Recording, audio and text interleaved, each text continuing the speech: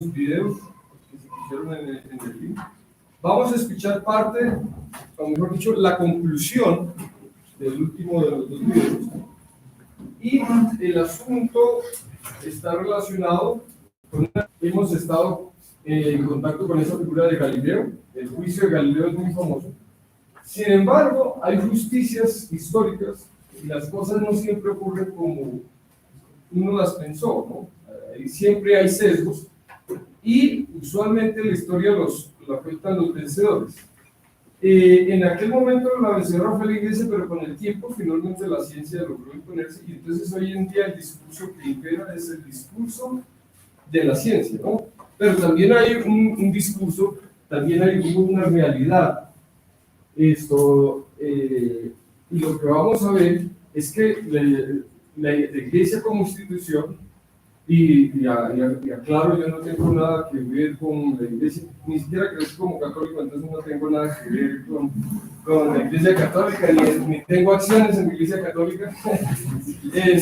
Lo que estoy diciendo es que después de analizar textos modernos y textos, un investigador de la Universidad Nacional se da cuenta, bueno, no sé si él, él menciona a otro investigador, porque ahí lo menciona en el video, no él, sino otro investigador, dice que realmente el Papa Urbano VIII, de alguna manera, le estaba haciendo juego a Galileo, porque eran amigos desde la infancia, para que no lo condenaran tan severamente. O sea, si Galileo no hubiera sido amigo del Papa Urbano, ¿sí? VIII, seguramente hubiera sufrido los suplicios más terribles de la época, ¿no? Entonces, las cosas que hay que juzgarlas en perspectiva y siempre a las personas y a los seres humanos no se les puede juzgar en un contexto histórico en el que no vivieron, ¿sí? La misma Inquisición de la que nosotros hemos escuchado tantas cosas sobre antes fue un progreso, ¿sí? Respecto a la justicia que había en la Edad Media, en la primera parte de la Edad Media, cuando acaba la era antigua. Básicamente un señor feudal era dueño de la vida de todas las personas de su feudo y podía disponer como ellos quisieran, ¿sí? Entonces, un primer intento de dar algo de derechos, de que el ser humano era sujeto de derechos en algunos de estos países de Occidente, en particular de Europa, ¿sí? Y que ya hubo algo que por lo menos se llamó juicio, claro, un juicio a lo mejor totalmente sesgado, con una visión totalmente medieval, como corresponde a una época medieval, ¿sí? Pero ya no simplemente el señor feudal disponía de la vida de las personas de su feudo, sino que se creó un tribunal que se llamó el Tribunal de la Inquisición y fue un primer paso para establecer también derechos de las personas, ¿no? Entonces, en la época de Galileo, todavía esperaba este tribunal, y hay muchas voces que dicen que por lo menos uno de los que llevó el caso de Galileo, que fue el cardenal Bellarmino, no es como usualmente lo pintamos desde la ciencia, desde la posición ganadora que ahora sostiene, por lo menos, en este caso, la ciencia occidental. Vamos entonces a escuchar los últimos minutos, los últimos 10 minutos, bueno, 13 minutos para ser exacto, de la charla de profesor, la que ustedes vieron en el link. Esperamos que todos estén atentos. La dinámica o la idea es que ustedes también escuchen eso, se planteen preguntas. Ahorita vamos a plantear algunas preguntas. Ya hay algunas preguntas que planteó Oscar, ¿sí? Y con las preguntas que ustedes hagan, vamos a tratar de hacer una discusión y vamos a escuchar las opiniones de todos. Gracias. Oscar, adelante. Entonces, el hombre dice, ¿por qué Galileo en 1638 cambió su teoría? La cambió sencillamente porque si los átomos son puntos matemáticos, entonces ya no son sustancia. Sigue existiendo una teoría de que los átomos pueden ser culpa de los accidentes, no la ha contradicho, pero si los átomos no son sustancia, mal podría decirse que porque haya átomos se conservó la sustancia. Los átomos no son sustancia, entonces es posible la transustanciación. La pelea por la transustanciación es muy antigua, había habido muchos problemas en la transustanciación. Los nominalistas se habían metido en problemas. Por ejemplo, Berengario había dicho que los sabores estaban ligados a la sustancia, los accidentes estaban ligados a la sustancia y que la Eucaristía era un símbolo.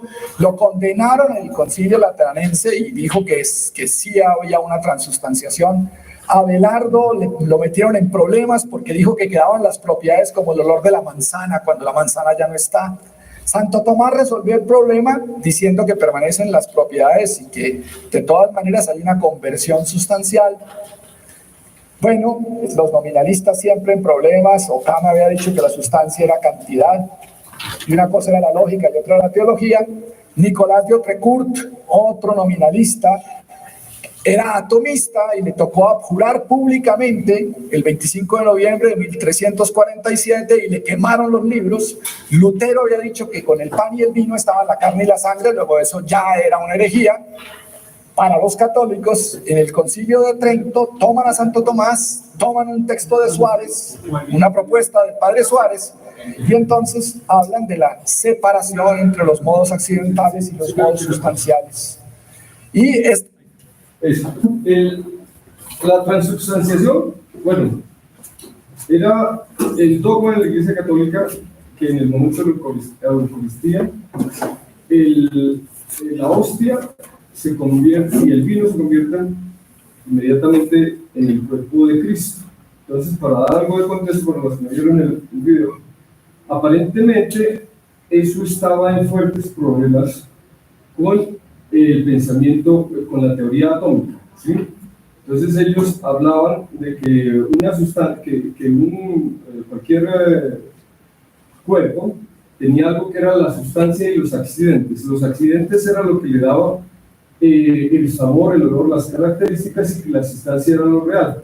Entonces la transustanciación, entonces esto era un dogma, se asumía por parte de la Iglesia,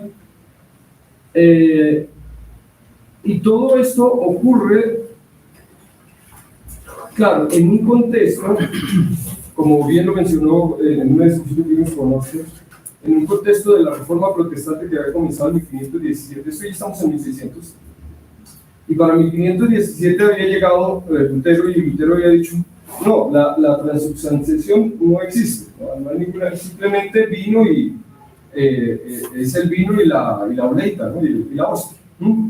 Entonces, veían las personas que creían en la teoría la teoría atómica, decían lo único que hay es los átomos, ¿sí? Y lo que da el sabor y el olor de las sustancias son simplemente los átomos.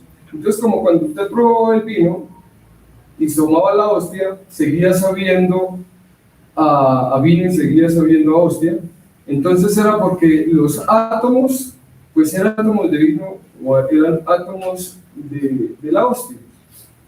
Y eso iba, entonces muchos, digamos, teólogos de la época veían entonces en la teoría atómica una negación de la transubstanciación, porque ellos creían que la materia era algo que era lo sustancial, que era lo que no cambiaba, o más bien lo que cambiaba en la transubstanciación, y habían otros que eran los accidentes, que los accidentes eran lo que le daba el sabor, el color y el olor.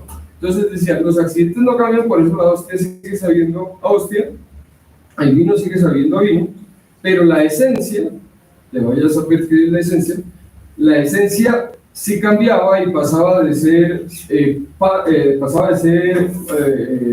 pan, o bueno, la hostia, pasaba de ser a convertirse en la sangre, el dogma. Entonces, por eso habían veían con muy malos ojos la teoría atómica que decía que solo había átomos, porque de acuerdo con muchos jesuitas, en particular los jesuitas eran los más puntillosos.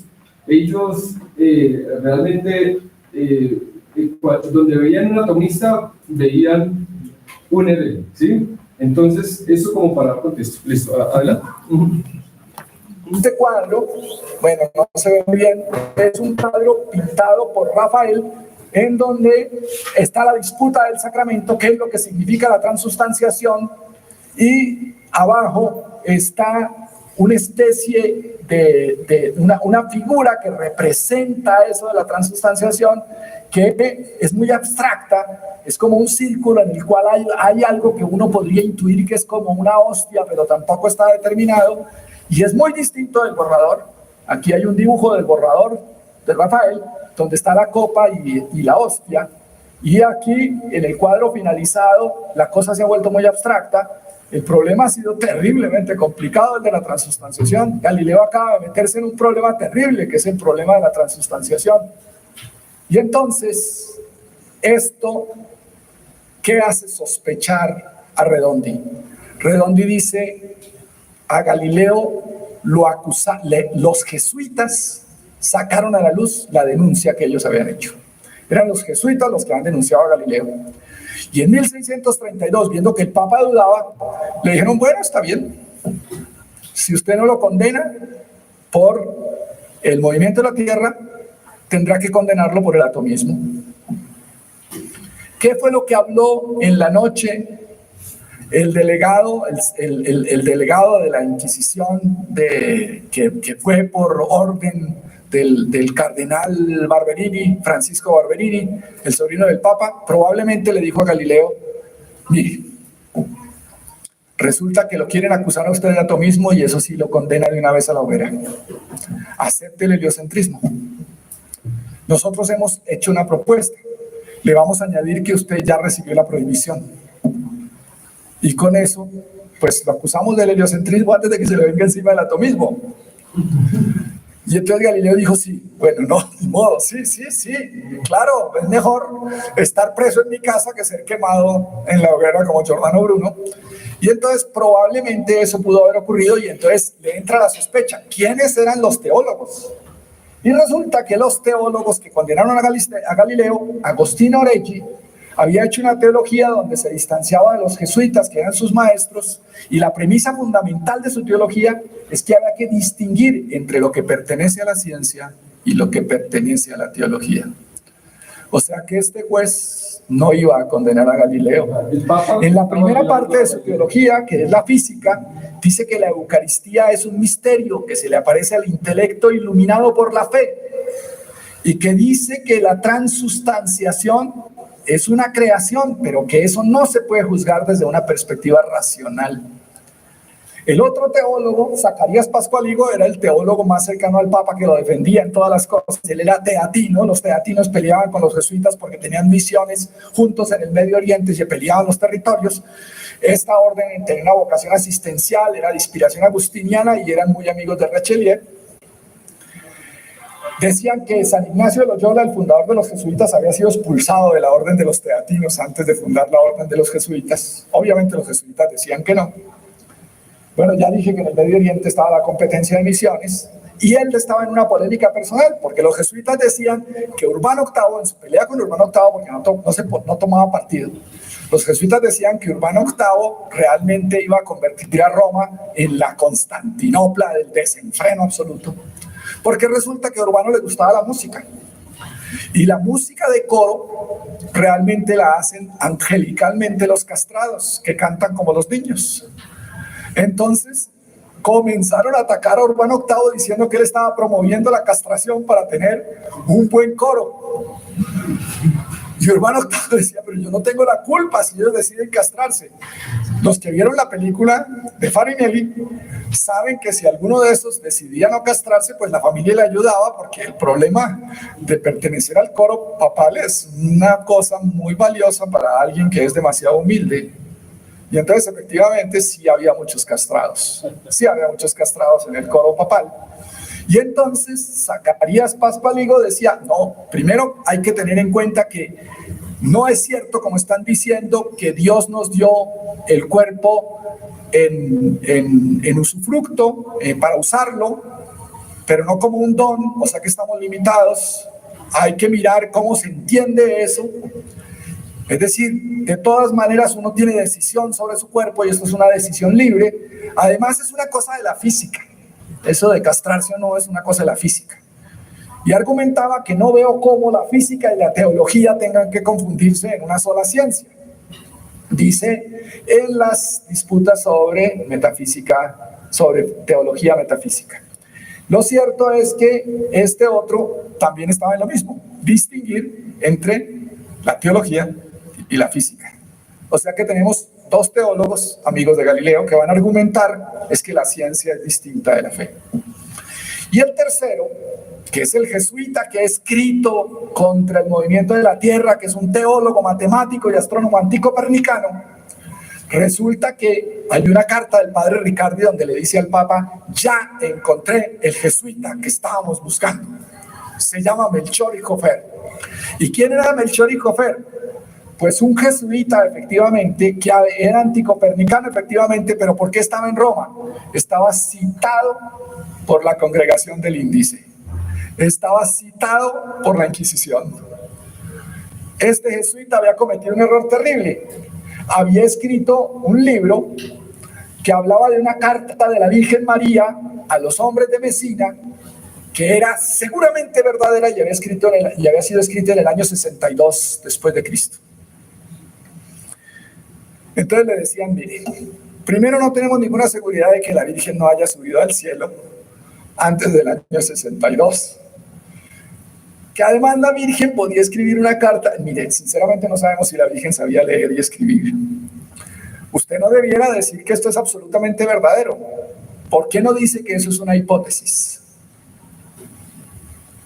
Diga que es una hipótesis, cambie su libro, diga que es una hipótesis. Entonces el curita escribe otro libro, el título del nuevo libro se llama Carta de la Virgen María a los hombres de Mesina. Bueno, quiere decir conjetura bastante racional y verosímil de que eso sea una carta verdadera.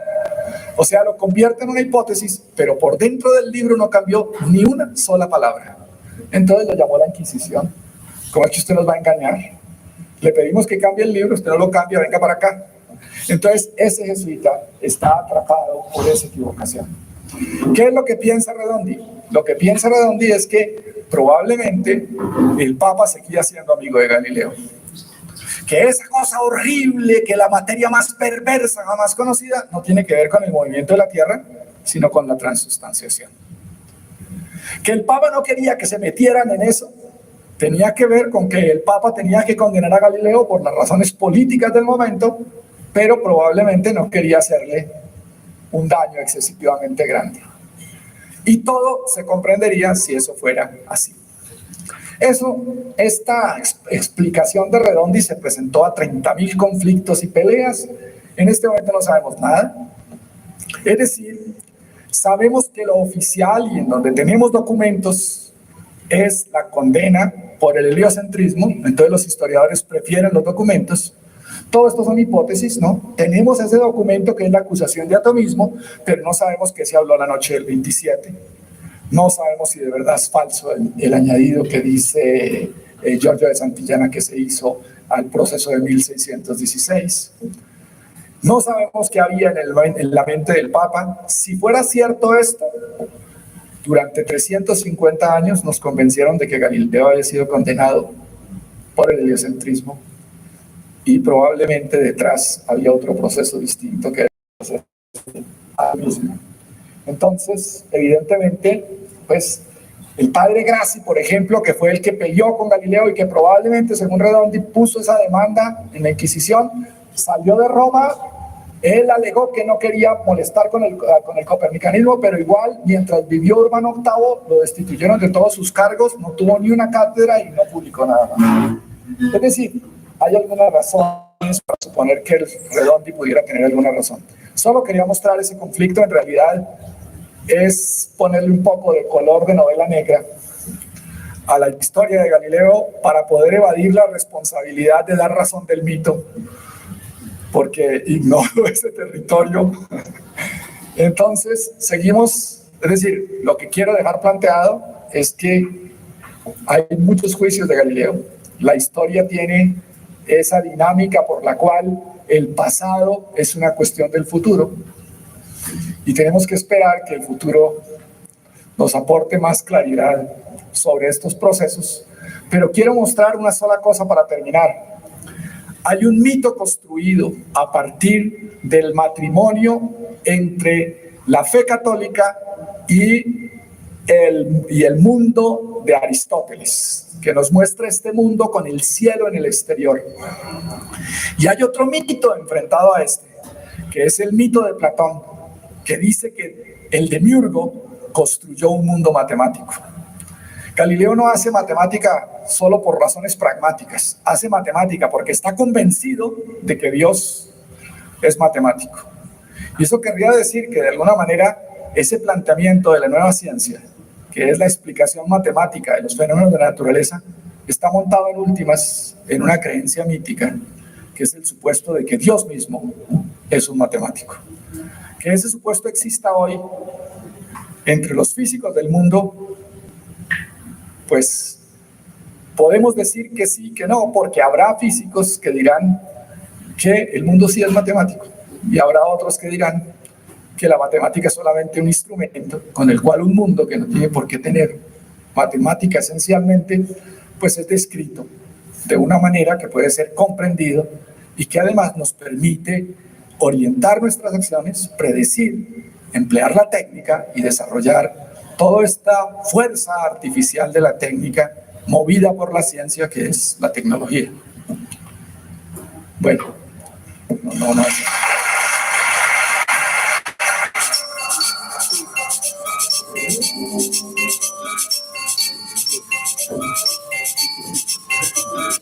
Bueno, eso es solamente una parte de todo lo que hay en el video. Esta es la última parte. El video habla de muchas cosas, ¿no? Comienza hablando esto el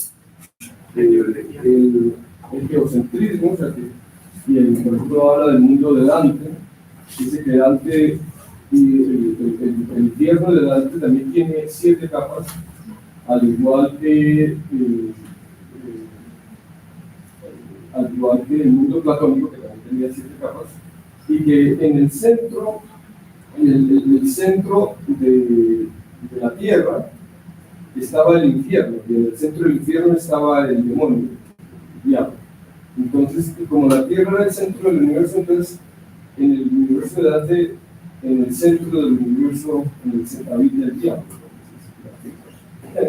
Este es el caso del centro de aquí, el puro centro del universo, entonces habitaba el demonio. Durante toda la Edad Media jugaron con esas imágenes, ¿no?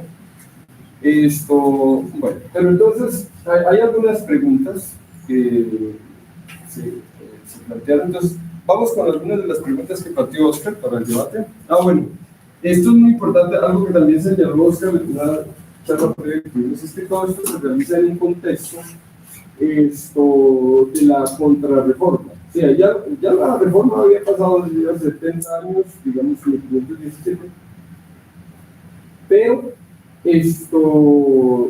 el ambiente de contrarreforma era fuerte y entonces uno se pregunta si esas cosas se hubieran hecho en otro contexto, ¿cómo se hubieran tomado?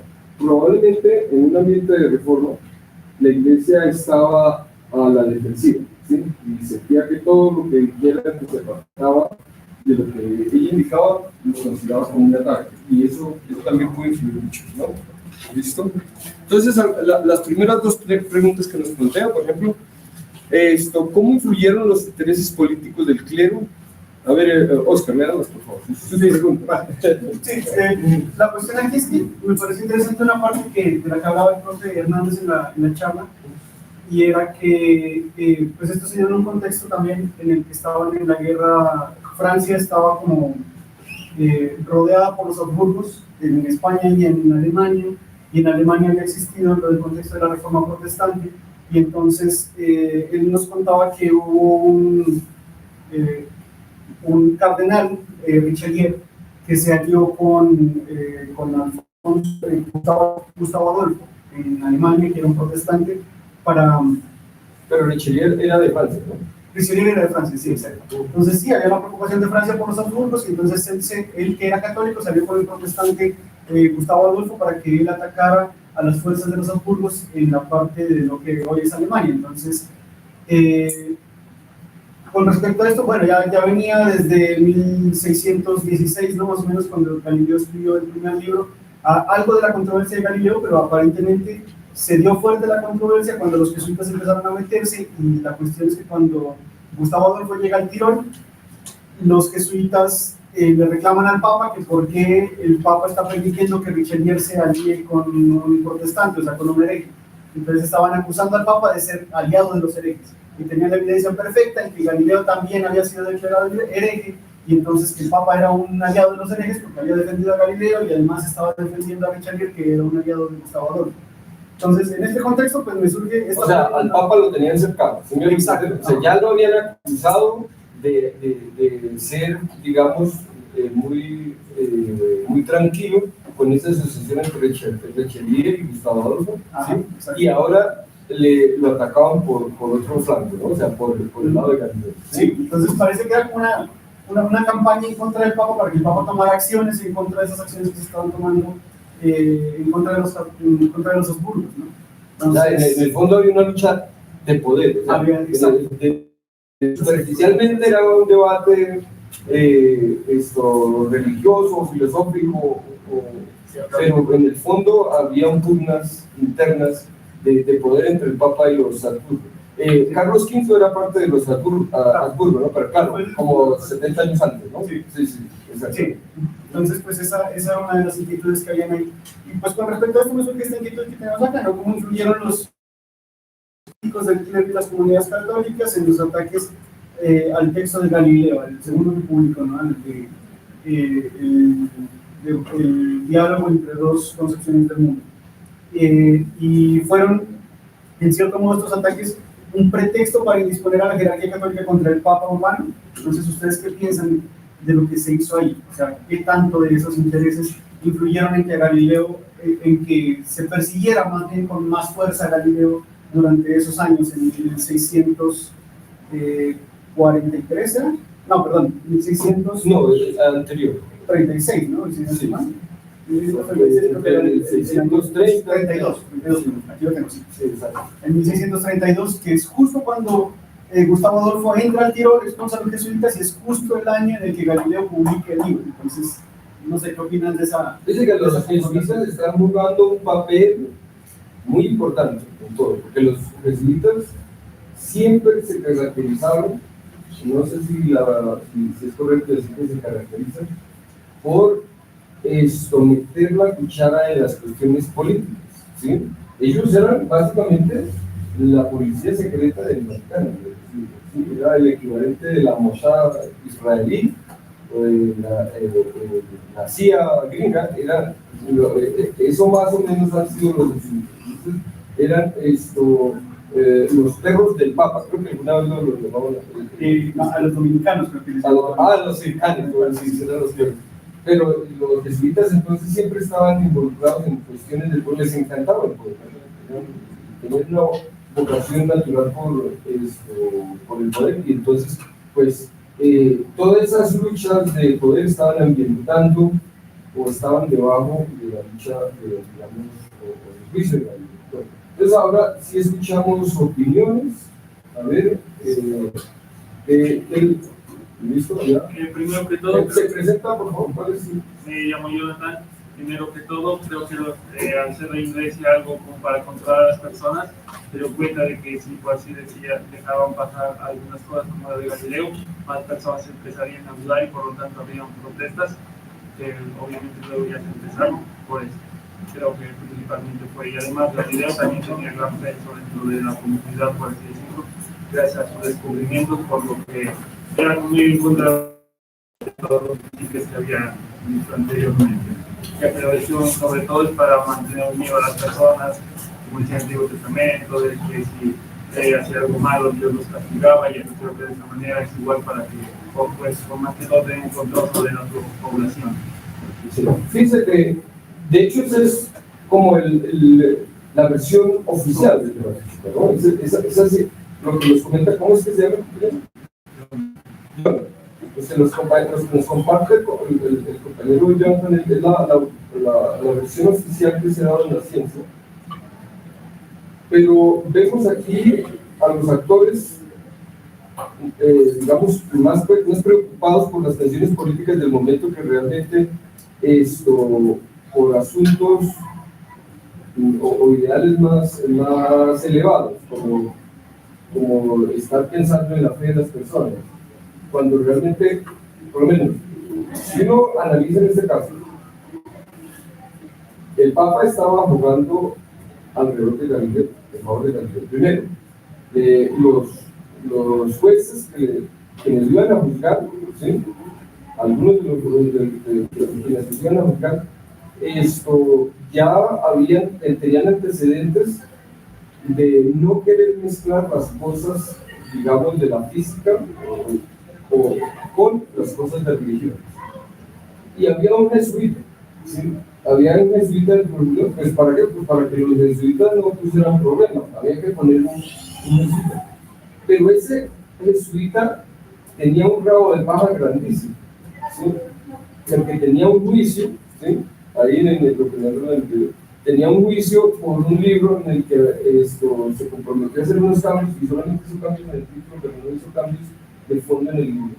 Entonces a ese jesuita lo tenían agarrado. No le podían pedir, por eso dice que le preguntaron a Urbano, ya tenemos el jesuita, o sea, ya podemos tener una excusa, ¿sí? Para que después los jesuitas no digan que fue que no se les tuvo en cuenta en el juicio contra Galileo. Hay un jesuita, pero ese jesuita llevaba un proceso. Eso es como cuando a un político lo mandan aquí en Colombia a la comisión de absoluciones de la Cámara, ¿no? Pero la gente de la comisión de absoluciones de la Cámara tiene cualquier cantidad de procesos judiciales y compromisos políticos con todo el mundo. Pues ellos van a juzgar, pues no juzgan a nadie porque tienen más problemas de las personas que están juzgando. Lo mismo pasa con esa jesuita, ¿no? Entonces, precisamente ese cuadro, esa visión que menciona Jonathan, podría verse alterada si por lo menos, si eventualmente se llega a confirmar que por lo menos eso ¿cómo es que se llama el italiano que estaba? No, el francés, No, el que propuso esa tesis, ahorita en la modernidad, que lo menciona ahí el profesor. Ay, no recuerdo cómo era. Que no lo tengo acá, pero... Si se comprueba esto. ¿Alguna otra intervención? Comentarios o impresiones también, no necesariamente tienen que ser comentarios, sino pueden ser impresiones acerca del asunto, ¿sí? Bueno, me presento, mi nombre es Miguel. Con respecto a lo que pregunta Oscar de cómo fluyeron los intereses políticos, es de que hay que irnos y remontar en la historia. La iglesia como tal siempre ha tenido poder. O sea, sí, ver que alguien contradecía algo que ya se daba por sentado y que las masas lo aceptaban porque la iglesia lo decía, estaba poniendo en jaque las creencias de los demás, porque si algo era mentira, entonces ¿qué más nos están mintiendo? Entonces teníamos que callar esto porque se descubrió que fue la verdad, que ya se había estado demostrando. Entonces es necesario que para conservar el poder, pues rechacemos lo que él está diciendo, pero ¿qué pasa? Que la persona que es nuestra máxima autoridad está a favor de esta persona. Entonces los intereses son intereses internos. Dentro de la misma jerarquía de la iglesia habían procesos en los que unos tiraban hacia un lado, otros tiraban hacia otro lado, y entonces ¿qué pasaba? Pues ellos no podían mostrarse esa ruptura frente a las demás personas, aunque internamente sabían quién tenía sus creencias y todo eso, pero ahí no lo podían hacer. Entonces, al ver de que su negocio, por así decirlo, o como quieran denotar a la religión, estaba puesta en una situación en la cual se iba a derrumbar, pues entonces es más fácil callar a una persona que 1000 personas que empiezan a preguntarse por qué. El hecho de que la ciencia y la religión se han declarado, pues, de alguna forma como enemigos, no sé por qué, porque pues, muchas veces, aunque no lo parezca, cosas que dice la Biblia sí concuerdan con lo que va a ser la ciencia. Eso pues, que traje alusión, incluso tengo algunos versículos bíblicos que traje, donde muestran muchas de las veracidades científicas, a pesar de que la misma iglesia decía que era mentira, su Biblia los contradecía después. O pues puede que hayan sido textos también añadidos con el tiempo, que dieron como para que digan que la Biblia es más exacta, entonces ya eso no podríamos aceptar. Muéstralos, Por ejemplo, yo conseguí en Isaías 40:22 que habla acerca de que la tierra es redonda. Pues actualmente sabemos de que pues tampoco es una esfera, pero tampoco es tan perfecta, tiene una forma como más tirando una mandarina, pero pues para la apreciación que se estaba dando en el momento, por ejemplo, para las personas que van hacia que la tierra era plana y todo eso, esto contradecía muchísimo de lo que se venía diciendo. Él está sentado sobre el círculo de la tierra y los pobladores son como la luz. Sí, exactamente. Entonces está hablando sobre que nuestra tierra tiene una forma circular. Además de que también habla acerca, por ejemplo, del universo, que el universo tiene un inicio. Nosotros, por ejemplo, o a algunas personas a las que vamos hacia la teoría del Big Bang, sabemos de que todo empezó con algo tan pequeño, explotó con gran cantidad de energía y eso formó las estrellas y todo eso. Si nosotros leemos el libro de Génesis 1, habla de que el universo y todo lo que se ha creado hasta ahora se hizo en un periodo de 7 días, pero nunca está diciendo que sea un periodo de 7 días de 24 horas. Debido a que si nosotros leyéramos con más detenimiento, en la misma Biblia habla de que para Dios un día son 1000 años como 1000 años es un día. Entonces, la relatividad del término día sobre respecto al tiempo que se está tomando no son 7 días de 24 horas, sino que se están tomando como 7 periodos en los cuales se fueron desarrollando la existencia del universo, con la creación de las estrellas, las galaxias y todo ese tipo de cosas. No necesariamente de que en 24 horas apareció el Sol, la Luna, las estrellas y los demás planetas, sino que por el proceso de evolución dentro del mismo. El problema radica en que muchas veces nosotros tomamos o leemos un libro y lo tomamos de forma literal. Bueno, en ningún momento tampoco estoy defendiendo de que la Biblia tiene la razón de todo, de que tenemos que regirnos bajo la Biblia, pero tampoco lo podemos tomar como la religión, como un enemigo acecho de nosotros, de que siempre nos va a estar persiguiendo como una cacería de brujas y todo eso. Otro que encontré fue J26:7, que habla de que la Tierra flota sobre el espacio. O sea, no, eso inclusive es muy interesante. ¿Por qué? Porque entonces con eso está desmintiendo la existencia del éter, y eso que los físicos creyeron en el éter, en el éter durante muchísimo tiempo intentaron demostrarlo, y por ejemplo en el experimento de Michelson y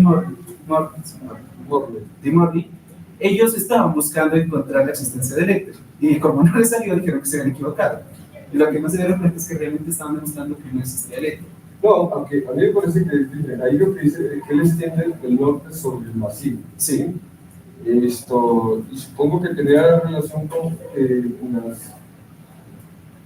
visto desde esa lugar del mundo. La estrella polar, nosotros tenemos esa experiencia, pero la estrella polar en el cielo, usted ve las estrellas rotando, ¿sí? Y esa estrella permanece fija. Y eso sería el efecto de la rotación de la Tierra. O sea, ella está rotando y entonces hay un punto que no rota y que coincide precisamente con el eje de rotación que tiene, ¿sí? Entonces, los antiguos de alguna manera llegaron a imaginar que ese norte extiende el norte sobre el vacío, como si la Tierra estuviera colgando ya, pero sí, como digo, hay que entender que todos los relatos, digamos, todos estos relatos no pueden convertirse digamos, en paradigmas de ciencia, ¿sí? Porque no fueron escritos con ese propósito ni para eso, ni qué. Pero de hecho, uno de los líos tremendos que había era precisamente porque en la narración, en una de las narraciones, dice Josué, de una guerra, Josué le dice al sol que se detenga. Contra los amorreos. Sí, se le dice detente. El sol se detiene y entonces ellos dicen, miren, aquí lo que dice fue que el sol se detuvo, ¿sí? No dice que la tierra se detuvo, dice que el sol se detuvo. Y entonces era uno de los argumentos que estaban en contra de Galileo. Y eso pasa pues precisamente por tomar escrituras, ya sea la Biblia, ya sea el Corán, ya sea cualquier otro libro que la gente considere sagrado, de tomarlo como referencia para cuestiones de ciencia, ¿no? Pero precisamente esas cosas son, digamos, claro, como los libros, cuando los libros sagrados se toman como escritos por las manos de un ser superior que lo sabe todo, ¿sí? Conduce a muchas posiciones muy radicales, cuando ni siquiera muchas veces esos libros cerrados claman. Entonces, ahora, otra cosa que podemos ver es que Galileo, en parte, algo que discutimos es que un poco, Galileo fue medio culpable de su situación. De pronto usted nos puede comentar algo. Pues sí, con el profe hablábamos, el profe me decía, es como cuando ustedes tratan de ir a convencer a su abuelita de que venimos de la evolución y no es que fuimos creados por Dios. Una cosa así, entonces el profe me decía a mí pues, que si de pronto Galileo no habrá cometido ese mismo pecado, digamos, de ir a tratar de convencer a alguien que era completamente radical y que era dogmático, o bueno, a un grupo de gente más bien. En un momento dado utilizó argumentos erróneos para argumentar verdad. Ok, bueno, es que eso también venía en la otra pregunta que teníamos. Ok, bueno, entonces pasemos a la otra pregunta. Sí, pasemos a la otra.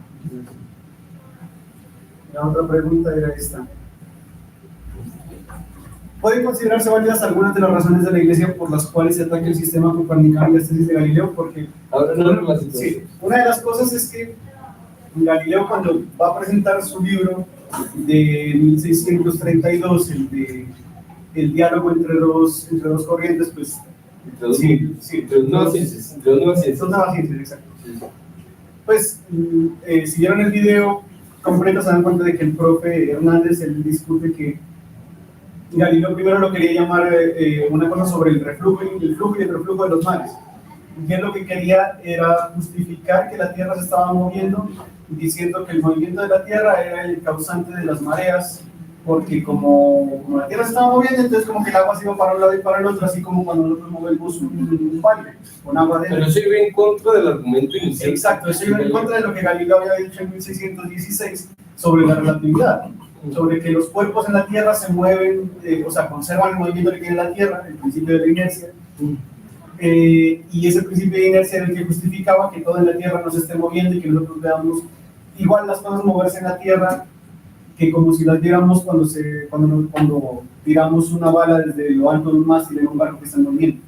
Entonces él había propuesto en 1616 un principio de relatividad que decía que todas las cosas tienen que moverse igual, que las leyes de la física tienen que ser iguales, pues lo diríamos en términos actuales, ¿no? Pero entonces llega en 1632 y él dice, no, lo que pasa es que el agua se está moviendo, las mareas se producen porque el agua se está moviendo de forma diferente a como la Tierra se está moviendo. Entonces el profe Hernández dice que incluso los alumnos de Galileo le dijeron, como no, usted está cometiendo un error ahí, o sea, no se ponga a decir eso porque usted mismo ha dicho antes que eso no puede ser así, que eso no se puede dar. Pero parece que Galileo de alguna u otra forma quería, o sea, él sabía que la Iglesia no iba a entender eso, que tal vez esos argumentos podían pasarle por encima de la cabeza. O sea, Galileo era consciente de que ese era un argumento falso. Exacto, sí, Galileo era consciente, pero sin embargo quiso ponerlo en el libro para justificar lo que él sabía que sí era real y lo que él creía y lo que él había descubierto que era que la Tierra se estaba moviendo. Entonces, digo, de pronto no me entienden los argumentos verdaderos, pero sí me entienden las mentiras. Sí, más o menos. Como que era un esfuerzo por tener la razón simplemente. Eso es como cuando el tipo llega a la casa y le dice a la mujer, ¿y usted dónde estaba? No, pues yo estaba con mi moza. Y la mujer dice, usted va a tener moza, usted no da ni la vida. Entonces, el tipo dice, no, si le digo la verdad no me va a creer, entonces más bien le digo una mentira. Y uno le dice, no, yo estaba estudiando, trabajando. No, ya, más o menos, entonces que Galileo se fue con el argumento, con un argumento falso, en él mismo se creía que de hecho que él mismo había despertado. Y ahí hay unos libros. Mucha gente decía, Galileo, la negación de Galileo, o la resistencia de Galileo a retractarse, era por una cuestión de principios, una cuestión ética. pero muchos principios no tuvo cuando intentó embaucarlo con el cuento de las mareas. O sea, con esto. Nosotros hoy sabemos, y eso gracias a Newton, que las mareas se debe a en la noche, por la presencia de la luna, sube el nivel del mar. Galileo sabía ese problema y sabía que con lo de la rotación no podía explicar eso. O sea, ¿cómo así que por la noche, o sea, a menos de que la Tierra dejara de rotar en las noches? O sea, ahí no había forma de explicar las mareas, menos la marea alta y la marea baja, que por el efecto de rotación de la Tierra, ¿sí? A menos de que la Tierra, no sé, es que no hay forma. No hay forma. Si los mismos estudiantes de Galileo no apoyaban el argumento, Galileo mismo sabía que eso era mentira. Y sin embargo, trató de embaucar al clero. Y después el mismo clero estaba argumentando. Entonces encontramos una situación chistosa. El clero argumentando con la verdad y Galileo en el lado opuesto, ¿no? O sea, es una situación cómica. Y algo que comentó Oscar en el chat, que realmente lo que Galileo, más que la ética o más que cualquier cosa, lo que le importaba era ganar, o sea, o sea, él lo que era un mal perdedor, ¿sí? Y no le importaba ganar, o sea, como diera lugar, ¿no? O sea, lo importante era imponer su argumento, ¿no? Y entonces, y precisamente, por ejemplo, cuando él escribe diálogos sobre los dos nuevas ciencias, él, por lo menos a Simplicio, ¿sí? Pone a Salviati y a Simplicio, ¿no? Y eso es casi que de alguna manera una no sé, una sátira, no sé si es sátira exactamente la figura literaria correcta, y respetuosa. O sea, el hombre estaba ahora, cuando intenta convencerlos, si no puedo, la verdad, intenta convencerlos a punta de mentiras, pues eso ya es como casi que un abuso, ¿no? O sea, una falta de respeto hacia el interlocutor. Es decir, usted me va a creer estas mentiras, o sea, usted me va a comer cuenta, ¿sí? Entonces, de alguna manera, y Galileo como que se había hecho muchos enemigos gratis, o sea, él andaba por el mundo y él, muchos de los enemigos que se ganó, se los hizo así de alguna manera por sobrador, ¿no? Que es algo que hemos heredado los físicos, ¿no? O sea, muchas veces los físicos, cuando nos agarramos con la abuela, ¿sí? ¿Sí? Y bueno, finalmente todo termina con un cacerolazo en la cabeza, ¿no? Igual que Galileo, pues la iglesia mostró quién era la que tenía el poder, igual que en la casa. La abuelita dice, le doy un gasinatón para torcerle el mascadero, así y podemos ver que Galileo realmente tampoco es que fuera un alma pura. Entonces hay estas dos preguntas. Pueden considerarse válidas algunas razones de la Iglesia por las cuales se ataca el sistema copernicano y la tesis de Galileo. Puede haber un interés legítimo por preservar la velocidad de la concepción del universo, más allá del interés por mantener la hegemonía católica. Entonces escuchamos opiniones. Parte del ánimo de esta charla es que los estudiantes de física, en general ciencias, o los que vienen acá, química, químicos, de alguna manera también entremos al debate, ¿no? Es importante también aprender a sustentar, aprender a debatir ideas, a lanzarse al ruedo. Y esta es una actividad que estaba planeada precisamente, no importa si dicen cosas muy sabias o dicen disparates, eso es imposible. Lo importante es lanzarse al ruedo. Entonces, bueno, ¿qué opiniones hay al respecto? Con respecto a la primera pregunta, básicamente está diciendo que si la Iglesia tiene alguna razón por la cual empezó a criticar a Galileo, ¿verdad? Entonces, yo la forma en la que entendí el video es básicamente a que si uno parte de la intuición, o sea, uno trata de mirar, uno dice, la Tierra, ¿cómo se va a estar moviendo? Si básicamente yo no siento que me estoy moviendo. Entonces, yo creía que, o sea, lo que la Iglesia trataba de hacer era como que utilizar la intuición para tratar de entender cómo era que el universo estaba funcionando. Y como ya se sentía que la religión estaba imponiendo como que Dios creó el universo, entonces como que tratar de regirse a través de lo que la Biblia dice, o lo que Jesús, o lo que dijo. Entonces creían que la Biblia trataba de quedarse en esa forma de pensar. Y más sin embargo, no solamente la Biblia, la Iglesia, perdón, ha cometido ese tipo de errores, porque sin embargo, cuando llegó Newton, él postuló las 3 leyes de Newton, construyó toda la matemática para poder analizar la física clásica. Pero dense cuenta que cuando llegó Albert Einstein y dijo la teoría de la relatividad básicamente contradice parte de la mecánica newtoniana. Entonces los físicos dijeron no, eso es mentira. Y básicamente es porque Einstein era judío, ¿verdad? Sí, Entonces se lo criticó él por el hecho de que era judío. Entonces decían que la relatividad básicamente era mentira, que simplemente era un artefacto matemático que se había utilizado para contradecir la matemática, la física pura de Newton. Entonces creía que la iglesia en sí no tenía tanto la culpa porque ellos se basaban mucho con lo que podían observar. Y básicamente cada observación que ellos tenían era a partir de lo que ellos podían ver. En cambio que Galileo ya pudo obtener un artefacto que fue el telescopio, y él ya pudo darse cuenta que no necesariamente todo tenía que girar alrededor de la Tierra, sino que básicamente tenía que girar con respecto a un centro de masa que sea mucho más grande para que los demás objetos giren alrededor de él. Entonces, eso sería hay muchas veces, por lo menos lo que menciona de la relatividad especial, porque la normal no se acuerda de la especial sí. Y alguien dijo, no me acuerdo que realmente no es que los físicos hayan aceptado lo especial, simplemente que los físicos de esa generación se murieron y ya los físicos nuevos que llegaron ya simplemente la aceptaron sin problemas, ¿sí? Y a veces en física y en ciencias ocurre eso con frecuencia.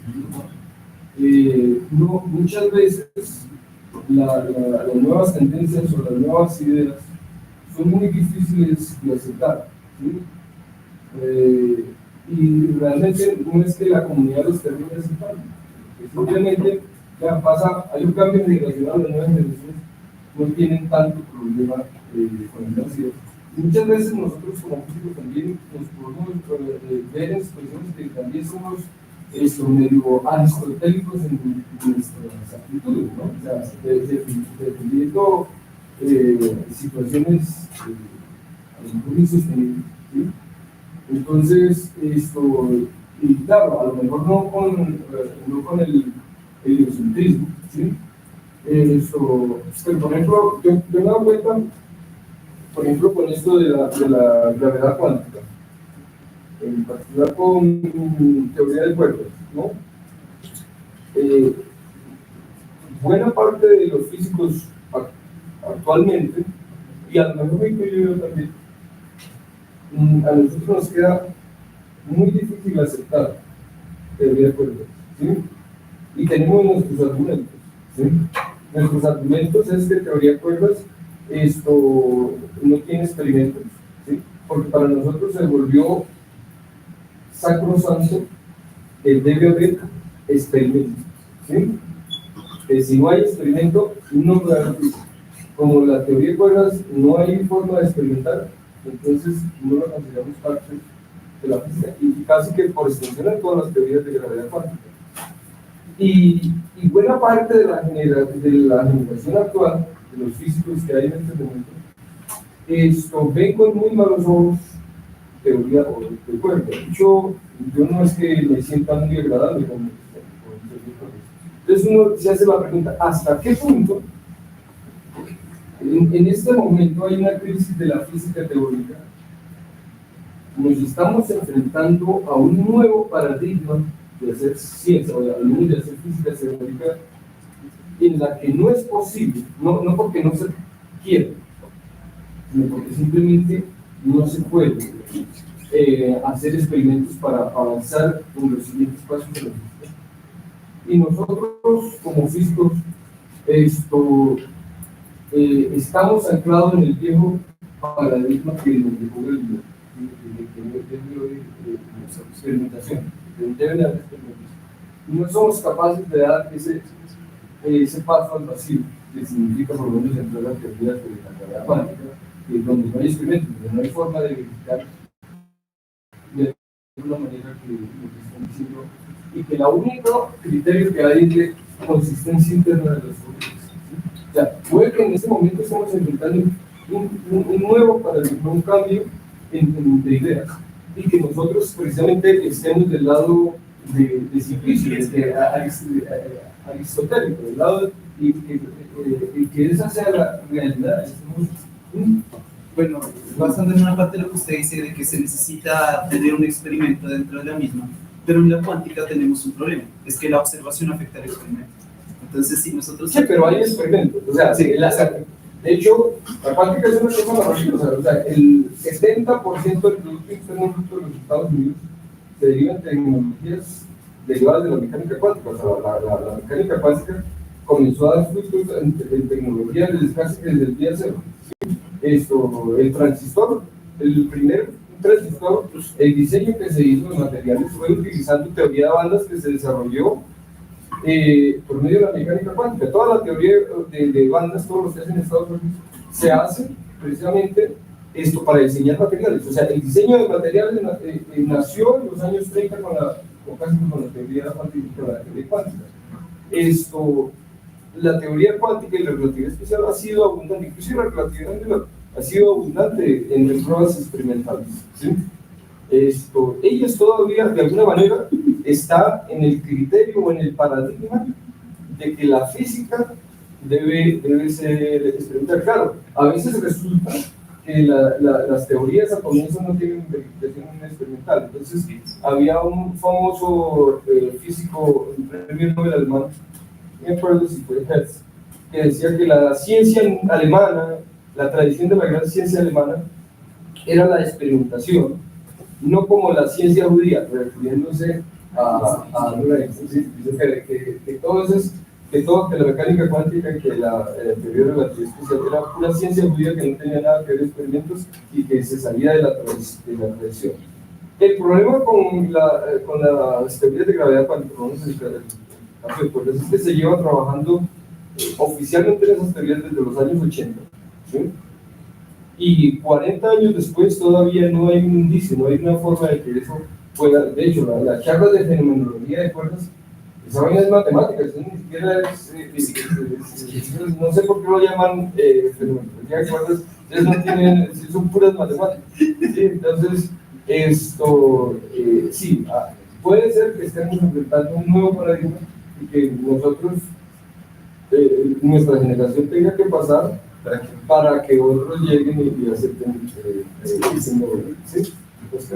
Sí, hay una cosa interesante sobre esto, y es que lo que menciona el profe Hernández al final de la charla, ¿no? Que tal vez Galileo planteó también en gran medida lo que él pensaba basado en la filosofía platónica, y él todavía concebía que cuando nosotros hacemos matemáticas para entender el mundo estábamos tratando de leer la mente de un diseñador divino.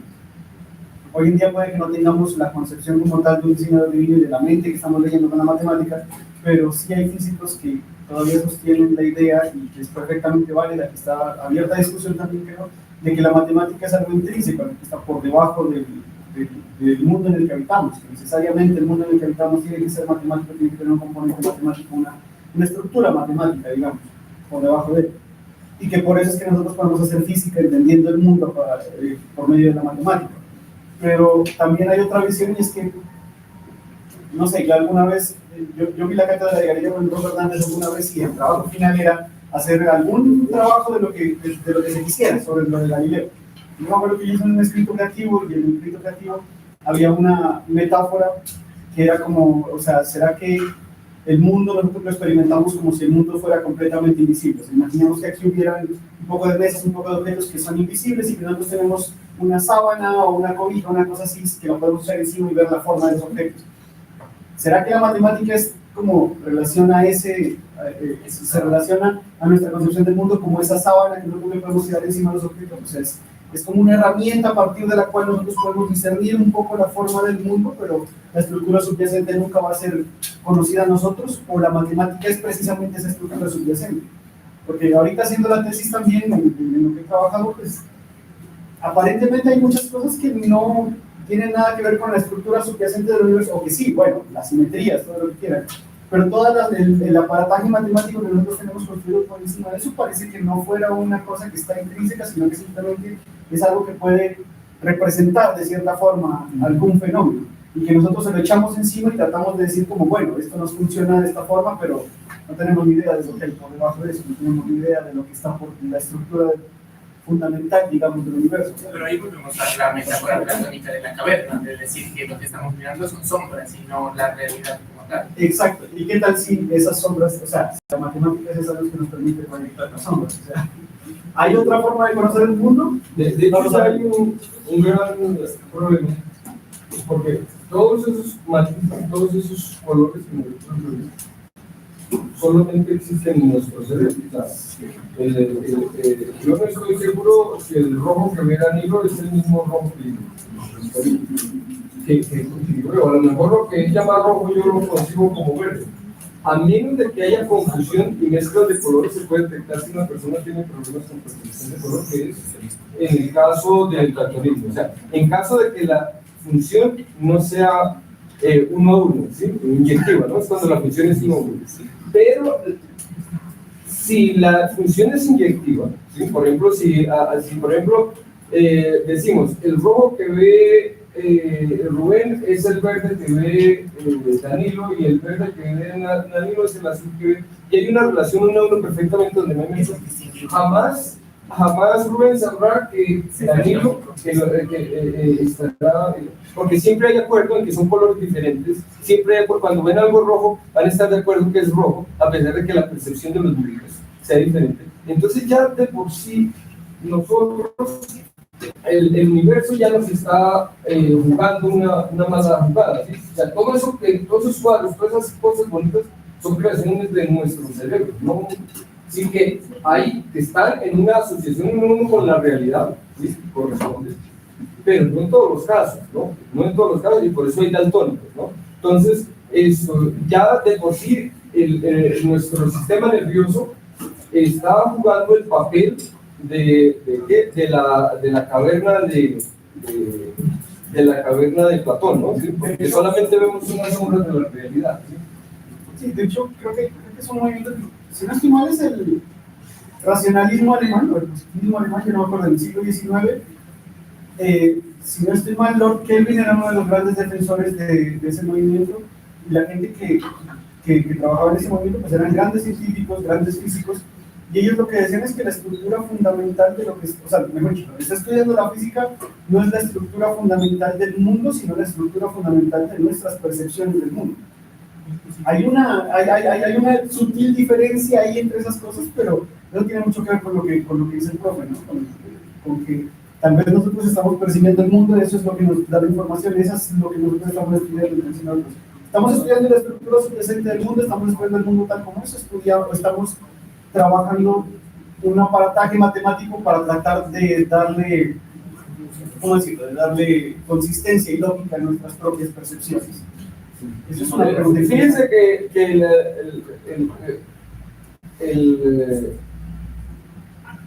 la percepción de lo que es la sustancia, creo que lo que trabajaban estos teólogos de la transubstanciación, ¿sí? Ellos decían, es que hay una sustancia y hay unos accidentes, ¿sí?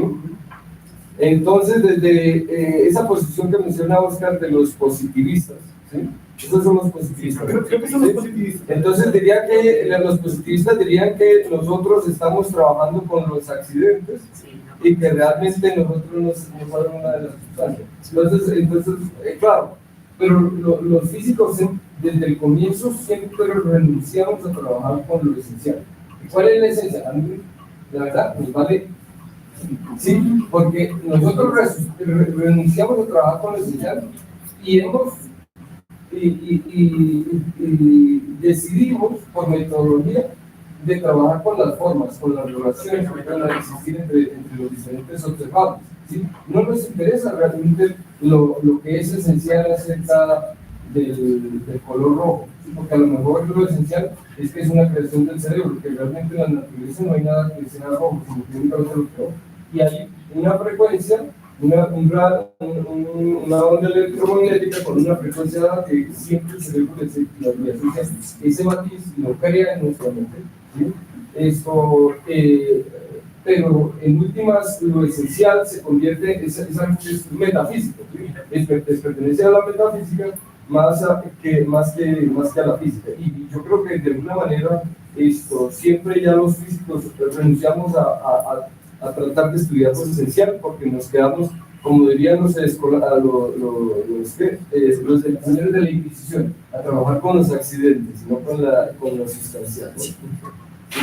¿Alguna otra observación, comentario? Bueno, también pueden haber comentarios sobre futuros foros, si alguien tiene alguna idea sobre algo que puede ser interesante para el futuro, algo sobre lo que les gustaría charlar, hablar. No sé si quisieran hablar un poco sobre la segunda pregunta, porque esto también, bueno, venía otra cosa que me pone a pensar ya, y es que listo, nosotros sabemos que la iglesia estaba tratando de mantener su hegemonía, y eso fue lo que más o menos creo que fue un consenso cuando respondimos la primera pregunta sobre las circunstancias pues, geopolíticas que se estaban dando en el momento en que Galileo tuvo su juicio. Pero, o sea, también lo que mencionaba Danilo, ¿no? También los mismos físicos tuvieron un conflicto cuando Einstein planteó su teoría de la relatividad, porque estaban tratando de resguardar los resultados de la ciencia que habían construido hasta el momento, o sea, los resultados de un sistema de cosmovisión, un sistema cosmogónico que habían construido hasta el momento y que funcionaba y que se había ganado con mucho esfuerzo. Entonces, es posible que la iglesia estuviera defendiendo también un sistema cosmológico, digamos, que se había ganado con mucho esfuerzo, que tal vez la iglesia había planteado de esa forma, que muchos años en la historia habían incluso sufrido por llegar a este modelo, y que tal vez hubiera un interés honesto y sincero por la misma jerarquía católica de resguardar y proteger ese sistema de creencias que ellos habían hecho, más allá de preservar su propia hegemonía. Pues no sé qué opinen ustedes acerca de eso. ¿Creen que había un interés en eso o creen que simplemente era, pues como dirían los sociólogos, puros conflictos de poder? Sí, bueno, aquí pues hay que tener en cuenta una cosa, ¿no? Y es que, por ejemplo, en la academia de esa época, bueno, creo que era de Pisa,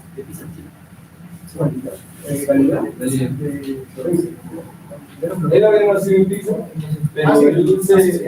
pero sí, en Florencia fue donde más se movió. Bueno, pero sí, también pues quería tener como una posición, ¿no? Dentro de la universidad.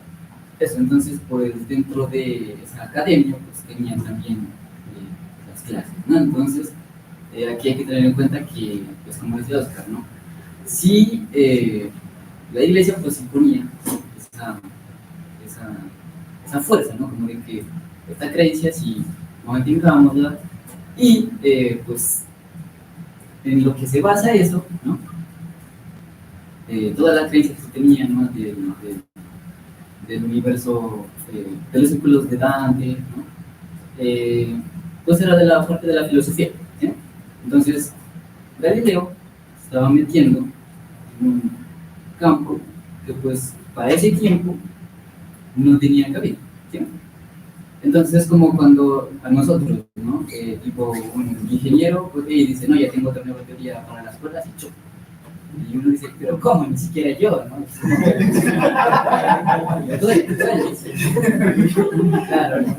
Entonces pues eso mismo sintieron ellos, ¿no? No querían pues simplemente dejar pasar eso. Pero pues Galileo tenía de su parte al Papa, entonces pues tenía como esas palancas, digamos así. Y pues ya tuvo un supuesto dentro de la comunidad. Ahí pues no era la física como tal, sino la parte de la filosofía, ¿sí? Entonces ya podía escribir, hacer sus declaraciones, dar clases, pero pues los otros estaban como que, y este cantidad que hace aquí, no es un infiltrado, ¿sí? Entonces pues por esa parte diría que los que pues estaban como en contra sí tenían pues algo de interés legítimo, por decir algo de veracidad, pero pues bueno, y supongo que dirían, todo lo que nos costó entenderlo y ahora nos dicen que son puras mentiras. Claro. Bueno, algo más allá de que Yo, al contrario, creo que la verdad nunca estuvo en juego en el juicio de Galileo. La verdad era lo de menos. Yo creo que fue más una disputa entre poderes, más que la verdad. Yo creo que los textos teológicos y bíblicos, digamos, siempre han tenido ese carácter interpretativo del texto como tal, de no tomarlo de manera literal. Y la Iglesia Católica, en algún punto, si hubiese querido, le hubiese podido dar la razón y acomodar la interpretación de la Biblia para, digamos, que no se contradiga. Pero no era un pulso entre la ciencia y la iglesia. No era un pulso. Era un pulso interno entre jesuitas y el Papa. O sea, eso. Entonces, digamos, fue ese pulso interno. O sea, la verdad me parece que jamás estuvo en juego. O sea, no les importaba si Galileo tenía o no razón, pero que en cierto punto, quizás al principio como en cualquier debate, si la razón es lo de menos.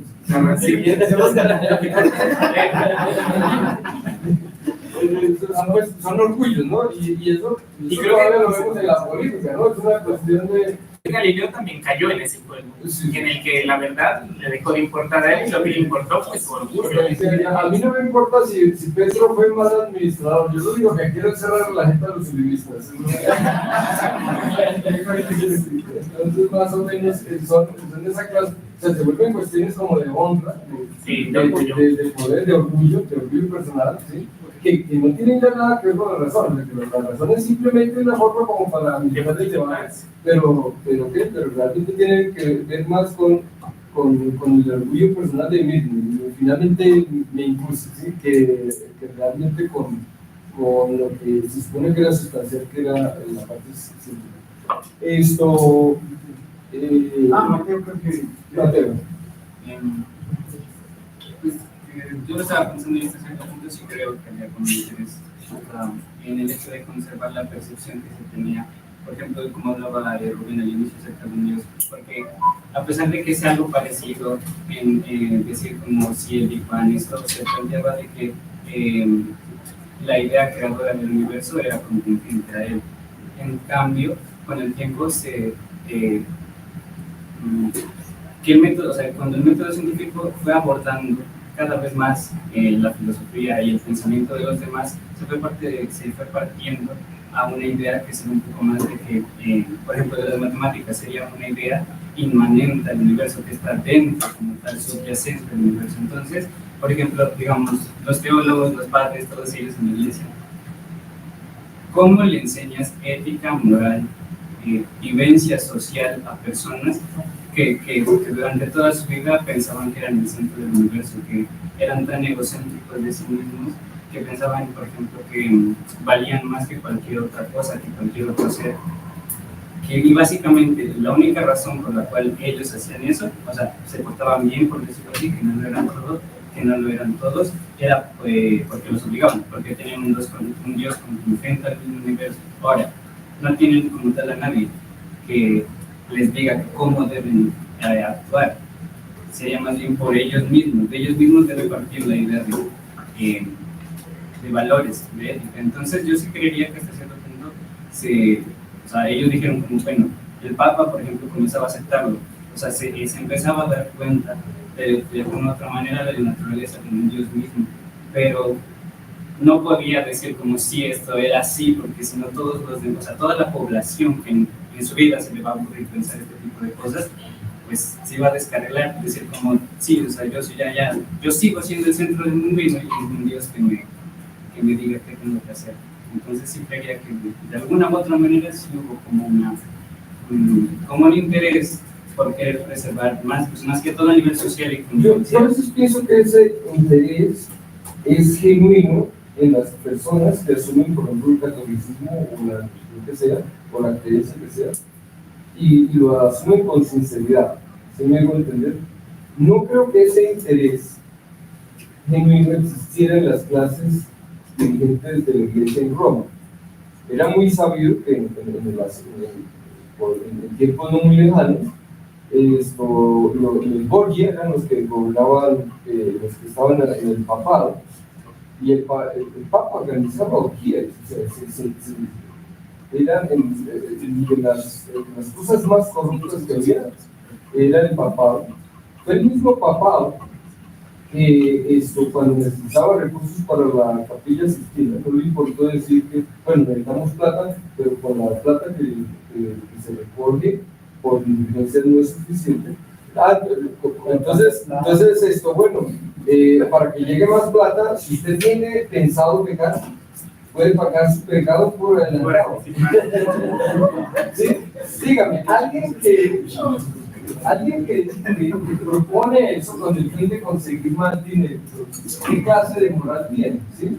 Ninguno. Entonces, la dirigencia católica en esa época, y como siempre sucede en las dirigencias de cualquier, en grandes problemas de los estados y instituciones, usualmente hay una selección del más corrupto. A nivel de dirección del estado, ¿sí? el que es más tranza, el que es más torcido, es el que finalmente llega a posiciones más altas por lo mismo, por ser tan torcido.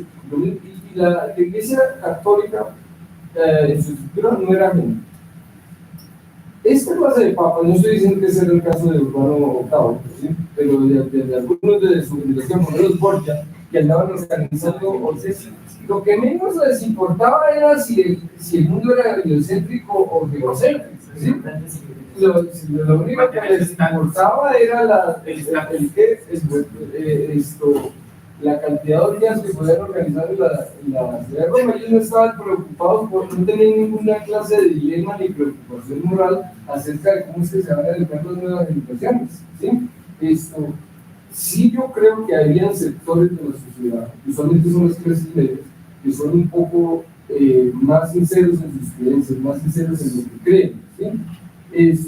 Pero las clases dirigentes, no, no sé, esa es mi opinión, ¿sí? No sé. Bueno, yo cito una frase muy conocida de Francis Bacon que dice: el conocimiento es poder. ¿Listo? Pero no está diciendo un conocimiento acertado o un conocimiento de algo que esté erróneo. Porque yo puedo saber algo, pero no necesariamente lo que sé está bien o está mal. Pero de cualquier forma, el saber algo que otra persona no sepa me da el poder para poder controlar.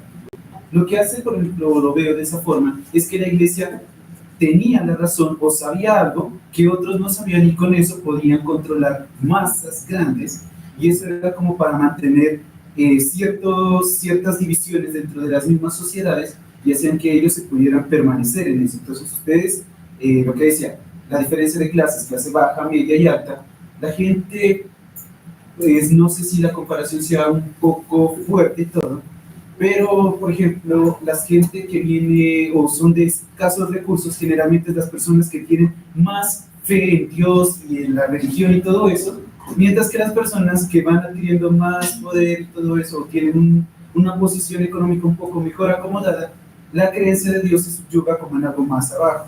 Entonces miremos que el conocimiento o el poder imponer la creencia de algo a un cierto grupo de personas hacia que esto se comportara. Lo que, por ejemplo, el profesor mencionaba de que a ellos no les importaba si estaba bien o estaba mal. Lo importante es que ellos tenían algo que ellos no tenían y con eso los podían controlar. Recuerdo, por ejemplo, que leí una vez un cuento corto, no sé, yo creo que muchos también lo habrán leído, que se llama El Eclipse, de Augusto Monterroso, que se trata de la historia de un fray que se perdió en una selva en Guatemala y que llevaba 2 años predicando el evangelio ahí para que los salvajes, los indígenas de esa región se convirtieran al catolicismo, ¿no? Entonces llegó y se perdió y estaba extraviado y dijo, bueno, ya, me morí aquí, se puso a pensar en su España querida, pero bueno, resulta que fue capturado por un grupo de indígenas que estaban ahí y que hacían sacrificios en los cuales arrancaban el corazón de las personas para sus dioses. Bueno, si no, pueden ver la película de Apocalipto y hay muchas referencias también en eso. Y resulta que él sabía, por sus conocimientos en astronomía, que también le digo que iba a abordar con eso, que ese día iba a haber un eclipse. Entonces llegó y le dijo, si ustedes me matan, haré que el sol se oscurezca. Entonces miren que eso, que a pesar de que él sabía que no iba a ser que porque lo mataran a él el sol se iba a oscurecer, pero el hecho de que él conociera esa cosa que asumía que los otros no conocían o no entenderían, lo iba a salvar la vida. Y entonces miren que el tener ese conocimiento generaba, no importaba si estaba bien o estaba mal, lo importante era tener algo que el otro no tuviera para poder controlarlo. Entonces también, por lo menos, si lo extrapolamos hacia otro tipo de cosas, por ejemplo, la supremacía de la gente de color blanco con respecto a la gente de piel oscura. Entonces ellos, por ejemplo, llegaban y ellos estaban muy por encima. ¿Por qué? Porque la iglesia les había dicho de que ellos estaban bien, Y hay un texto en la Biblia, en Génesis, que habla acerca de que el color de piel, que las personas como de piel oscura no tenían alma, igual que los pelirrojos, no sé por qué, hasta ahora nunca he encontrado ese versículo de la Biblia. No lo dice. Pero dicen que los pelirrojos no tienen alma. Entonces, miren que... Ahora, los pelirrojos sí quién sabe.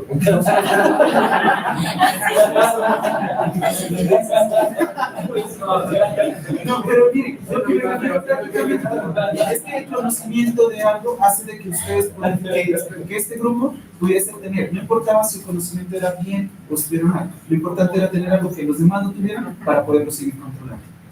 Ok. Pero bueno, si hay una cosa, ¿no? O sea, sí, el conocimiento puede que sirva como una estrategia de dominación, de conocer más que la gente a la que estás gobernando. De hecho, Foucault dice que tiene que existir una relación entre la revelación de alguna verdad y el poder que se ejerce, porque si no, la gente no va... O sea, eso tiene que ser así.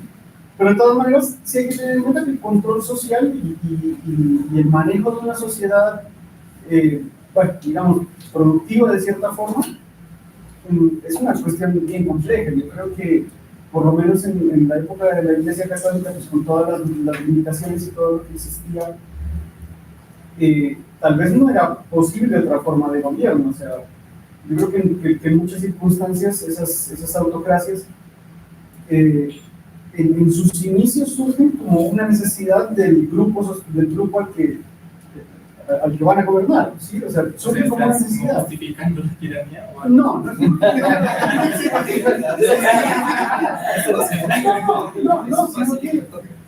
sino que es difícil cambiar esas estructuras sociales. Quieres manejar la breve. Es que eso digo, porque o sea, si nos vamos a ver, hasta Bolívar en un momento llegó a decir como, no, o sea, lo único que podemos establecer aquí es una autocracia y yo voy a ser el que gobierna porque es que esta gente no se puede gobernar sola. ¿Sí? Entonces, o sea, sí, no se trata de la tiranía, pero es que muchas veces, o sea, no existen las herramientas para que una sociedad pueda gobernarse a sí misma. Es muy difícil. Obviamente todas las sociedades tienen el derecho a gobernarse a sí mismas y a buscar cómo es la mejor forma para que se gobiernen a sí mismas, pero es una concepción moderna que no tenemos. Alguien nos meteríamos en aguas ahí más profundas, más violentas, que tratan con todo el conflicto con el anarquismo. Entonces, no queremos tocar esos. Bueno, ya Rubén tocó suficiente como para meternos en más profundidad. ¿Alguien tiene alguna especie de conclusión, algo ya para cerrar? ¿Alguna percepción, alguna sugerencia? Yo tengo una pregunta, una observación que creo que también es algo más, como por decirlo, buscaba la iglesia lo más fácil. Aunque en muchas partes de la iglesia, muchos pues, actos malos, en realidad, por así decirlo, sabían la verdad y trataban pues, de ocultarla, como los grandes incendios de las bibliotecas, y es que es más fácil, con más comodidad. Si un niño a usted le pregunta, oiga papá, ¿cómo nacen los bebés? Le dice, una abejita, la semilla, y ya se queda callado. Entonces dice, le dice por los espermatozoides, y el niño va a seguir insistiendo, que es un espermatozoide, que es un óvulo, tal y tal. Entonces no cree que, aunque es un ejemplo, por así decirlo, la gente, la plebe, no iba a aceptar lo que ellos le dijeran, aunque fuera la verdad, como decir, no, si a mí me han dicho siempre que oscurece porque Dios lo dice o así, y creo que aunque suene contradictorio, por así decirlo, pero a veces ellos creían que estar pues en la mediocridad era más feliz, pues, porque se dice que las personas más inteligentes viven felices al conocer la verdad. Bueno, aquí podríamos continuar. Pero es importante citar todas estas opiniones, como de alguna manera los temas de la física también los podemos contextualizar con problemas que tenemos ahora, ¿sí? Problemas reales. Esta es una invitación a debatir, y diría que no se agarren con su abuelita, ¿no? No vale la pena. y espero que haya más foros en el futuro y ojalá con otras propuestas, temas que sean bastante polémicos. ¿Sí?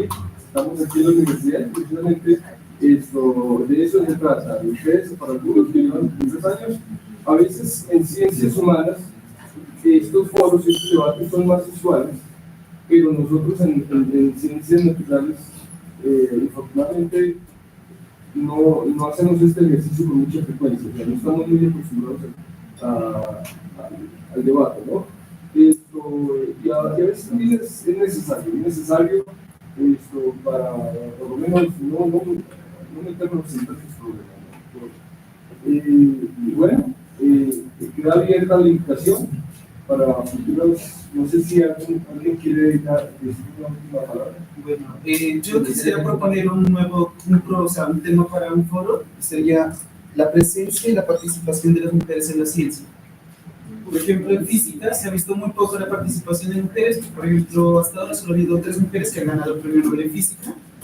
Y, por ejemplo, en este auditorio solo hay 6 chicas y habemos 26 hombres. Entonces la proporción es muy grande. Y de hecho, dentro del mismo departamento de física, las mujeres no llegan ni siquiera a los 35 en comparación con los 120 hombres que son. Entonces, la cuestión del modelo, ¿no? Sí, o sea, la ruptura entre las diferencias entre la ciencia es